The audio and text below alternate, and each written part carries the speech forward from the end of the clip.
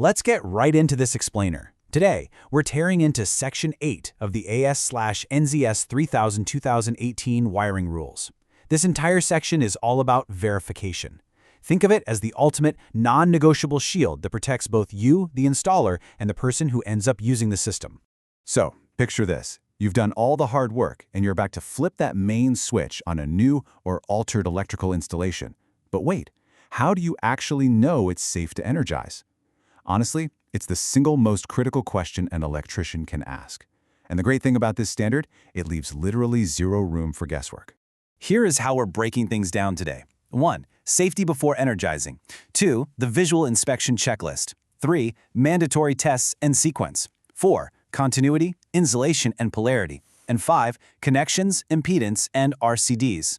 Let's get to it. Section 1. Safety before energizing, also known as the Prime Directive. The absolute fundamental rule, laid out right at the start in Clause 1.8 and pounded into our heads throughout Section 8, is that every single electrical installation has to be verified as safe before it ever goes into service. Period. That includes any alterations or repairs. You literally cannot take shortcuts here. The standard demands hard proof that the installation is safe and ready to operate exactly as it was designed to.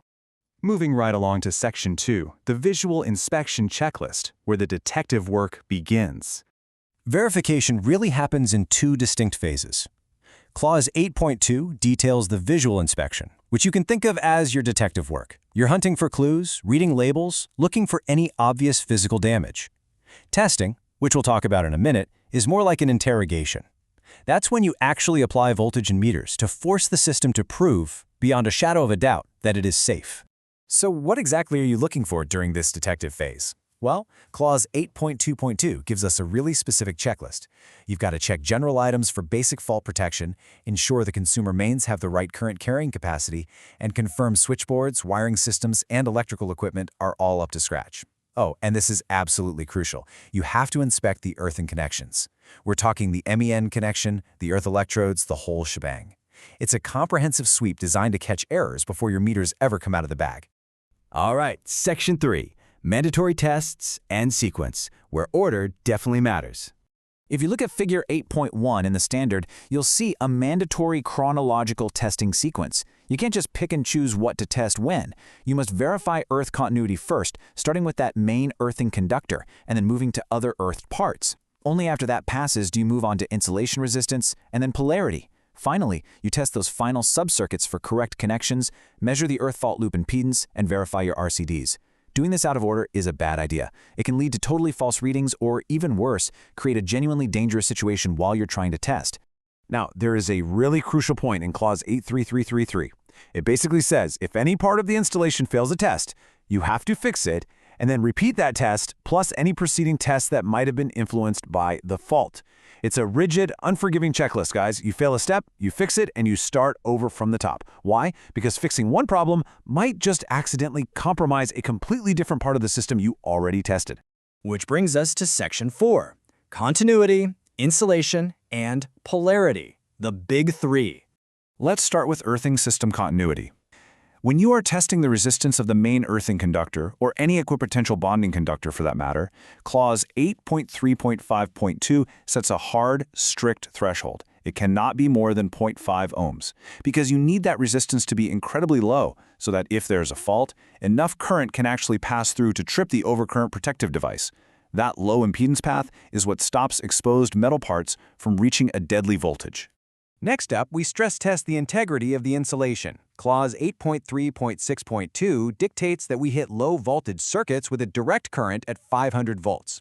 Now that's pushing well above the standard operating voltage, but the whole point is to prove the insulation won't fail under pressure. Sure, there are a couple of exceptions, like dropping it to 250 volts if you might fry some delicate electronic equipment, but generally 500 volts DC is your baseline to prove the system is sound. And what kind of result are we looking for during that 500-volt interrogation? Clause 8.3.6.3 tells us the insulation resistance between live parts and earth cannot be less than 1 megaohm. There are a few very specific exceptions like sheath heating elements, which can read a bit lower, but by and large, that 1 megaohm mark is your absolute minimum barrier of safety. The third major hurdle is polarity. Clause 8.37 is all about making sure there's no dangerous transposition of your active, neutral, and earthing conductors. You're verifying that switches aren't accidentally operating in the neutral or earthing conductors. You're checking that Edison screw lamp holders have the neutral on the outer contact, and verifying the phase sequence on multi-phase supplies. Basically, you are making absolutely sure everything behaves exactly the way it is supposed to. Finally, Section 5. Connections, impedance, and RCDs. The final checks. Clause 8.3.8 requires us to verify correct circuit connections, and this confirms three incredibly vital things. First, that protective earthing conductors don't normally carry current. Second, that there are absolutely no short circuits hiding between conductors. And third, that there is no interconnection between different circuits. Think about it, a short circuit here could cause massive fire damage or serious injury the very second power is introduced. That's exactly why we catch it now. Next, we test earth fault loop impedance, usually just called EFLI. Imagine this as the entire round-trip highway for a fault current. It travels from the source, down the active wire to the fault, and then races all the way back again. We have to verify that this entire path has low enough resistance so that if something goes wrong, enough current flows to trip the protective devices instantly. And by instantly, we mean usually within 0.4 seconds, literally fast enough to save a life. So when exactly do you have to do this specific test?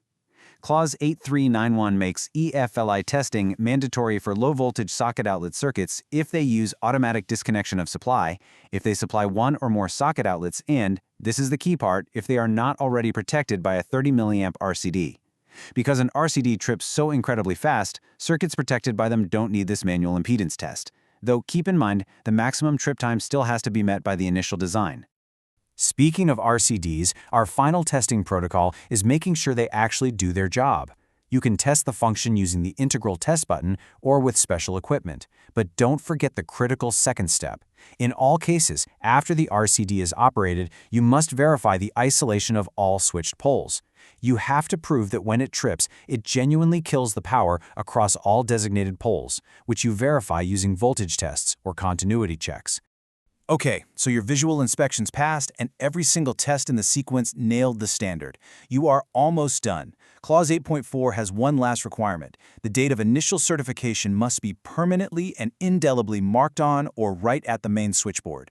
It is essentially your signature on the installation. It proves that the verification was done strictly by the book.